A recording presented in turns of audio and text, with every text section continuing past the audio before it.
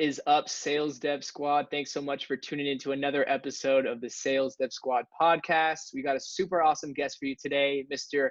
KC Kyle Coleman, who is currently the VP of Revenue Growth and Enablement over at Clari. He's based out of the San Francisco Bay Area and really inspired by a lot of the content and posts that he's launched on LinkedIn, and obviously launched SDR Defenders recently as well. So super excited to learn a little bit more about what Kyle's doing and his team is doing over at Clari. We'll learn a little bit more about, success metrics for SDRs and how incentives kind of tie into that formula as well. We'll learn a little bit more about what Kyle and his team are doing to, sell and continue to do sales development in this COVID era. And last but not least, share more tips for anyone out there considering a role as an SDR. So Kyle, thanks so much for joining us today. I know that was a mouthful, but how are you? I'm doing great, Mateo. Thank you for the kind words. I really appreciate it. Absolutely. But Kyle, I mean, just fill us in here. Do you mind just sharing a little bit more about what you guys are doing over at Clari? I guess a little bit about yourself, and I'd love to learn more. Yeah, I'll start with the second question first, Mateo. So I have a soft spot for SDRs, having started as an SDR myself about 7 or 8 years ago. I was the first kind of Swiss Army knife sales and marketing hire at a little company called Looker. I was the 6th employee at Looker. And then I gravitated toward sales development because I really liked the process, creating and optimizing scalable processes for SDRs. And I also really enjoyed the people development aspect of it, the hiring, helping people grow into careers and doing that whole thing. So grew the team of SDRs from just myself to about 65 people over the course of 6 years, as the company Looker grew from 6 when I joined to about 800 when I left. And it was then acquired by Google Cloud in the summer of 2019 for $2.5 billion. So that one went pretty well, pretty well. Hoping to replicate a lot of that success at Clari by taking a lot of what I learned at Looker, not just about SDR, but about how sales and marketing teams can work together. And so my role at Clari is to lead a group of teams that are kind of sort of sales, but also kind of sort of marketing, but not really firmly one or the other. So our growth department is demand generation, field marketing, sales development, and enablement. So we own the entire process of creating and accelerating pipeline to set our sales team up for success. Clari itself is a revenue operations platform that does exactly what I just said. It helps connect marketing teams to SDR teams, to sales teams, to CS, to the C-suite and board of directors, and just gives full visibility into a company's pipeline and makes predictions about where companies are going to end up from a revenue standpoint. That's awesome. So I guess kind of a similar product that Looker kind of provided, as far as just like providing data, very valuable data to organizations and C-level executives. Very much so, yeah. It's interesting because over the course of my many years at Looker, obviously, I very firmly believed in the product. I think that's a super important, we can maybe put a pin in this, but super important as a salesperson to actually believe in what you're selling. So find a company, this is my advice for people that are on the job market, find a company you actually believe in so that you can actually, be genuine in your pitch. And I felt that way about Looker, but it didn't solve my use case.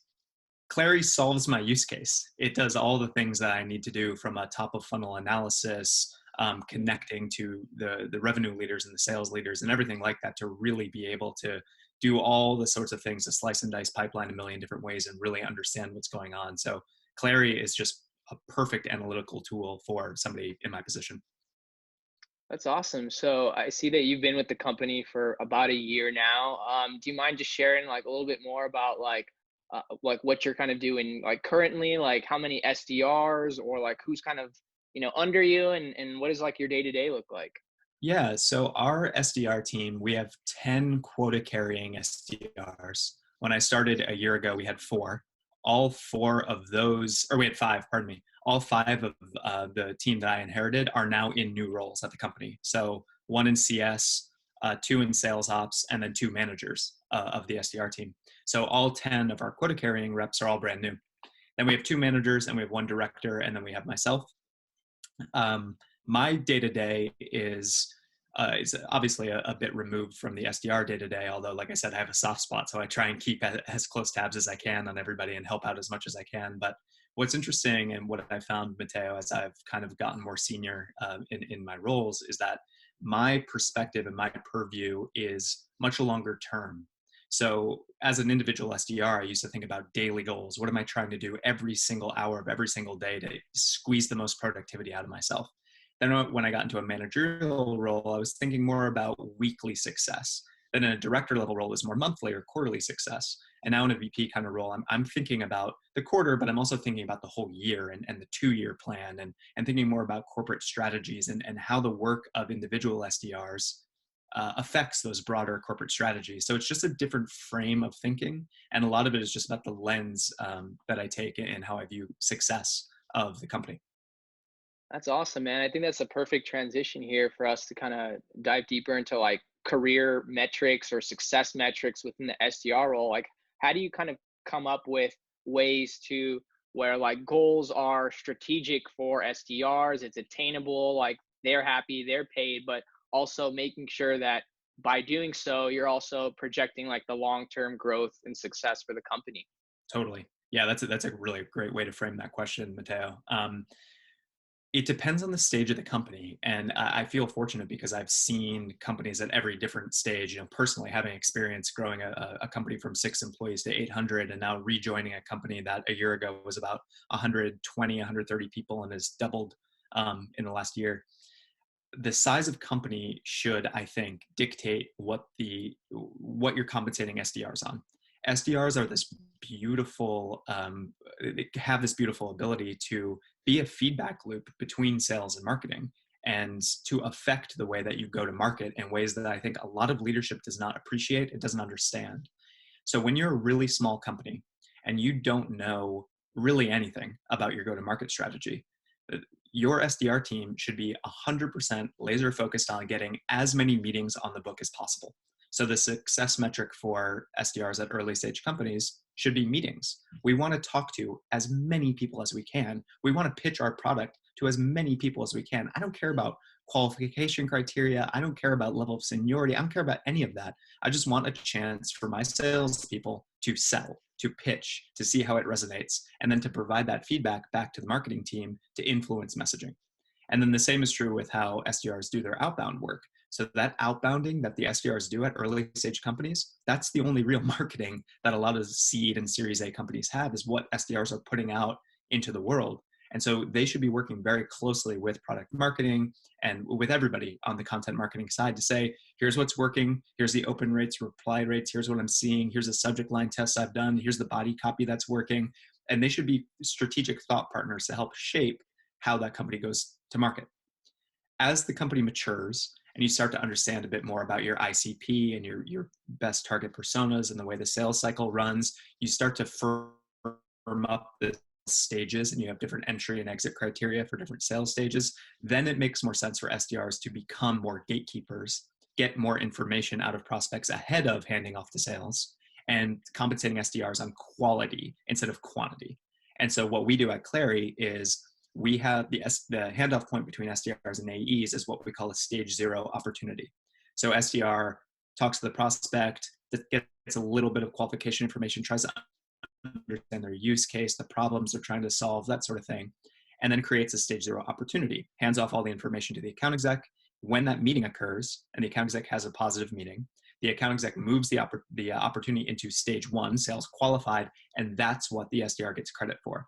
So this makes sure that the meeting is qualified, the meeting actually happens, and that it's useful for the company. So it aligns with revenue strategies of the company. So now the entire sales and marketing and revenue engine is geared around this stage 1 opportunity pipeline number, where we know if we create a certain amount of this pipeline every month, every quarter, we're setting ourselves up for success in future quarters and future years. That's awesome. So really tailoring it out and establishing almost like a unified sort of version of ICP that everyone knows exactly what that metric and goal is. Exactly. That's awesome. How important do you feel it is to make sure that goals are attainable from an SDR standpoint, and making sure that they're incentivized properly to make sure that they're doing everything that they possibly can to generate as much pipeline that is necessary for the company? Yeah, great question. I'm of the mind that quotas should be tough but attainable. And if I set a quota and 25% of the SDR team achieves that quota, it was not attainable. The target that we shoot for is about 75% of individual attainment seems to be kind of the sweet spot, so that people push and people stretch. And if they're doing everything they should be doing, they're likely going to hit quota. It also means that the top performers normally end every quarter like 120, 150% to goal. So that blended on the team, you hit your team goals. You know, you have some people are superstars and they overperform. Some people are struggling a little bit or still ramping or whatever it may be, and are not as productive. But at a team level, you hit your number. But again, I have a soft spot for SDR, so I want more SDRs to succeed than not succeed. And I think, again, this is something that, especially when SDRs roll into sales, there's less forgiveness in sales people's minds about quota attainment.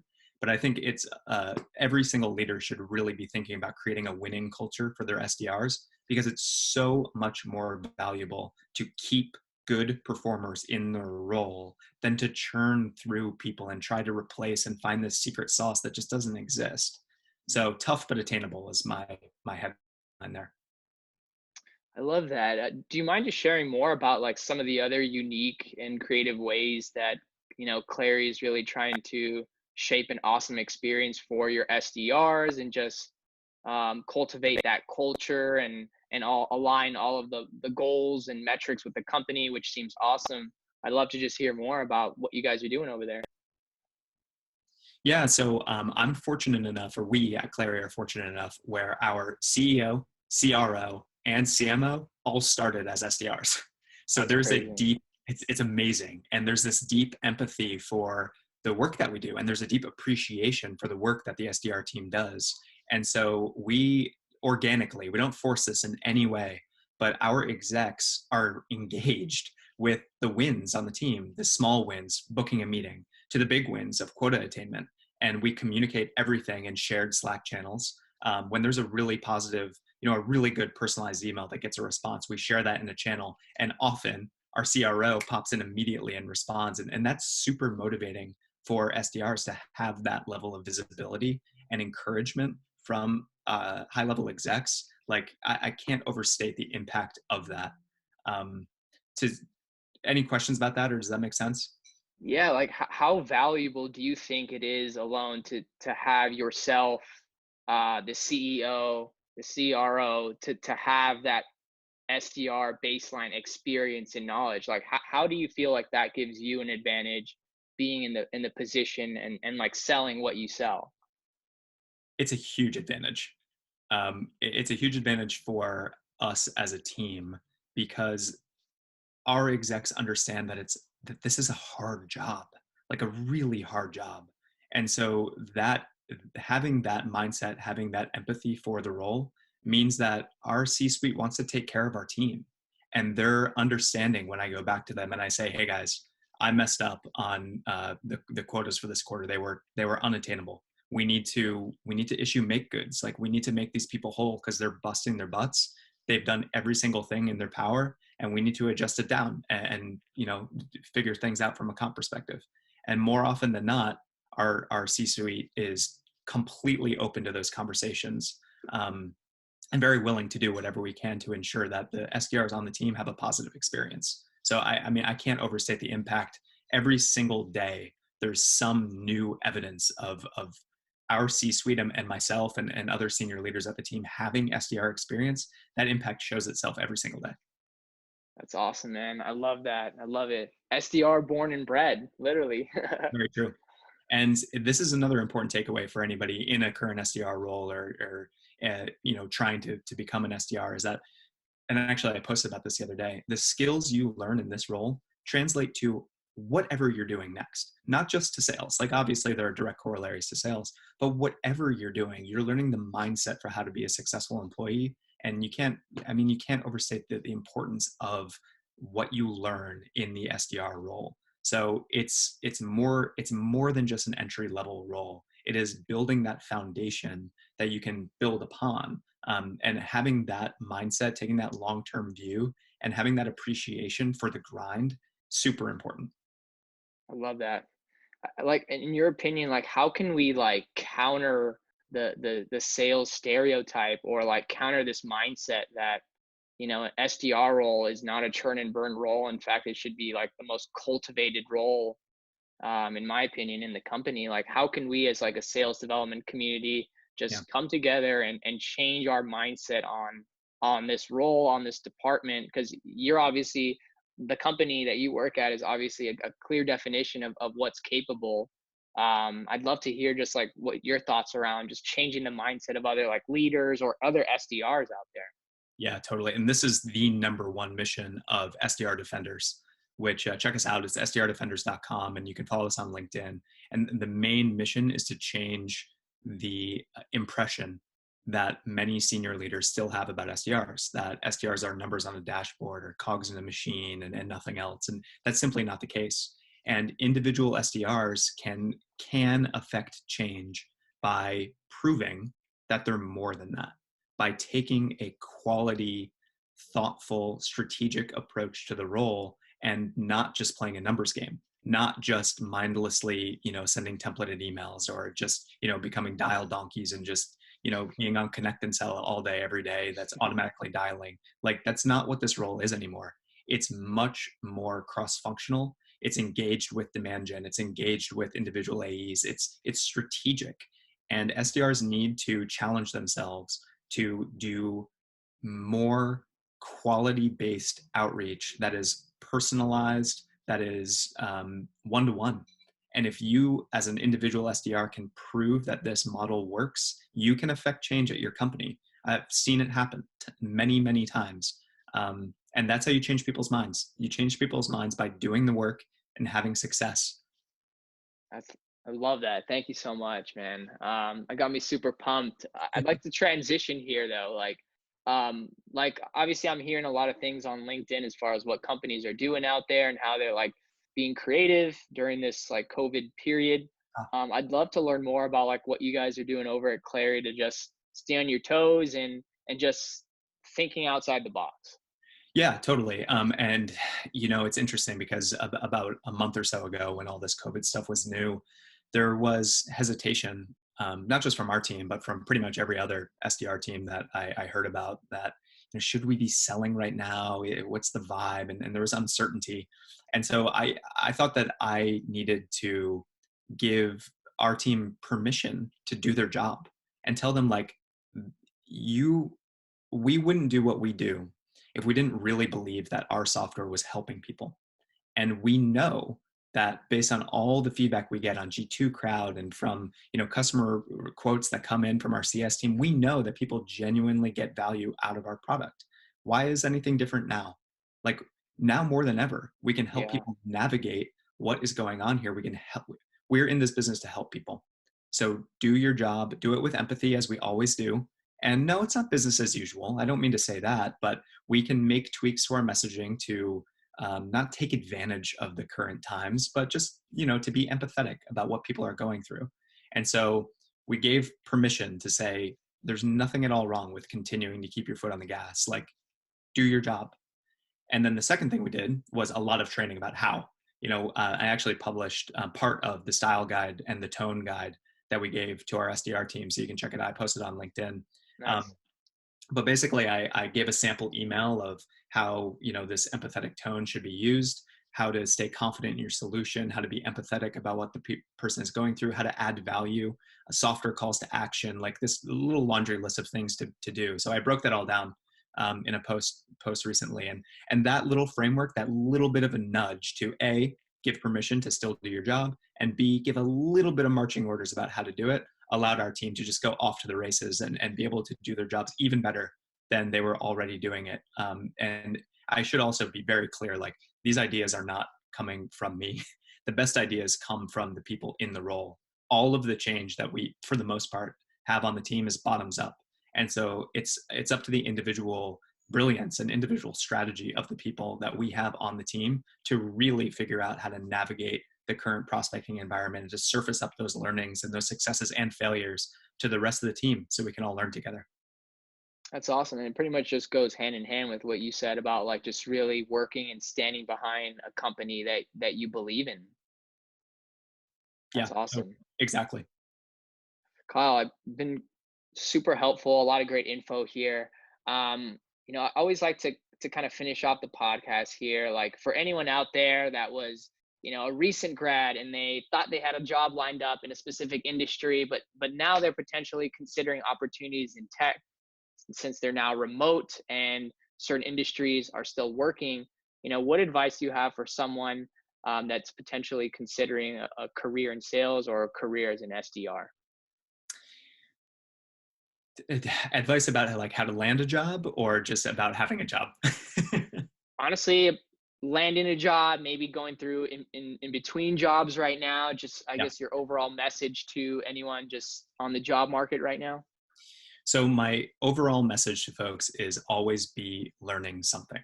If you're not learning something, if you're currently, on the job market, if you've been laid off or if you recently graduated, whatever it is, like, first of all, I'm with you. I apologize. Feel free to reach out. I'm happy to help however I can.